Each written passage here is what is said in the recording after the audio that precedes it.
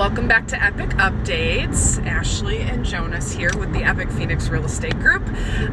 Today we are going to be talking about due diligence and due diligence period as it is specific here to Arizona. So Jonas, talk to us a little bit about what that entails. Sure, yeah, absolutely. So due diligence essentially is exactly what it sounds like. It's basically any sort of due diligence or investigations or information that a buyer could potentially need in order to make an informed decision on a purchase, as far as whether or not they want to move forward with the purchase, whether or not there's too much hair on the property, or at least what they're getting into, assuming they're comfortable with tackling some of these things for getting credits.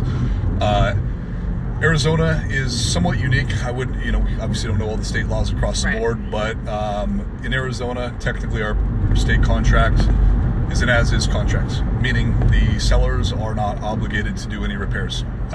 Certain exceptions to that would be on government-backed loans, FHA, VA, and that sort of thing. They do have some requirements, to make those finance deals work. But that said, don't let that scare you, because even though that is the case more times than not, I would say probably 8 out of 10, or like 9 out of 10 times. Yeah, that's fair. Would be where usually we're able to negotiate repair requests, sometimes credits, sometimes buyers, if they're cash, they just want to do a purchase price reduction, and just kind of tackle the things themselves. But basically, we have 10 days to complete that, unless it's negotiated. It's already pre-written in the contract. Is 10 days. That could be modified in certain instances when we're maybe in an aggressive seller's market. Negotiating strategy is to shrink the inspection period down, 5 days, 3 days. We've even done 1 day inspections. Rarely do we ever encourage, well, not even rarely, never do we encourage our clients to waive their due diligence. No. At the very least, we'll negotiate offers if it is a strong seller's market where we're able to at least get a home inspection and any other due diligence we need. Sometimes they are as-is offers, because we want our offer to stand out if it's a multiple offer situation. So it's kind of more like a take it or leave it scenario. Yeah. Depending on what comes back on the findings, either the buyer's comfortable with it, ready to move forward, or not, and they can cancel. We have structured deals where they were as-is, and some bigger items came back. And believe it or not, we're able to go backwards and renegotiate those things, because it was going to become a disclosure item for the sellers, and most likely going to be an issue for the next buyers. A repeat issue. Repeat issue. So in certain instances, as is isn't always as is. So just keep that in mind. In other instances, it's 10 days, and the way the timeline is calculated is somewhat unique, because it's technically not 10 days from when the contract's submitted, because we get that question a lot, how the time periods are calculated.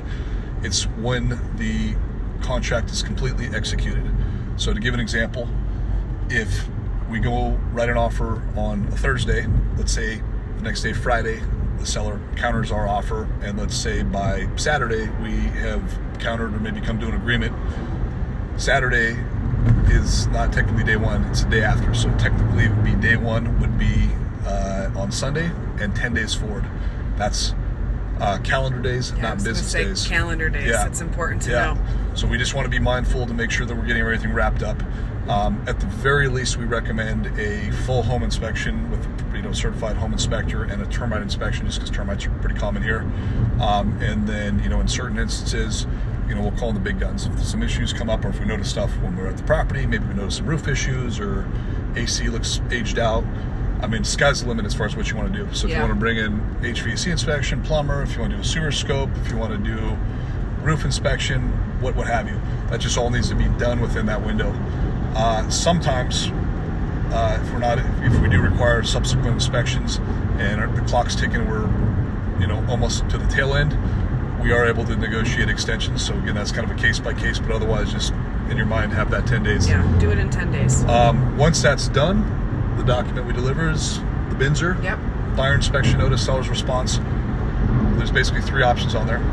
Either the buyer cancels on the spot, gets earnest money back, the buyer's requesting repair items or credit, or the buyer agrees to take the property, move forward, and not have repairs. If it's option B, where they request repairs, it then volleys back to the seller. They have 5 days, clock again after delivery, 5 days to respond. Depending on how they respond, if they accept, that's it. Due diligence is over. If they say, hey, we're going to fix 3 of these 5 items or whatever that may be, volley's back to the buyer. Again, the buyer's decision: cancel, get their earnest money back, or move forward. So there's a little bit of volleying. Again, the buyer has 5 days. So technically, the whole due diligence, if you were to burn the whole clock out, could take up to 20 days. I mean, that rarely happens. Usually, we're kind of negotiating it, up front, but just kind of knowing what times and what you have to work with. And again, with it being case by case, kind of depending on what market conditions are. If you need any recommendations or referrals from any of our vendors, whether it's home inspection, whether it's any of these contractors, pool companies need to look at pool equipment, we've got the full database and resources available to help you out with that. But very, very important question. As is isn't always as is, and just make sure we're sticking to your time periods when we're out there, working a deal. So hope this info was helpful, and we will see you on the next video. Yeah, we'll see you soon. And if you have any questions about this or want us to talk about anything that's of interest to you specifically, please reach out. But until next time, we'll see you later. Take care.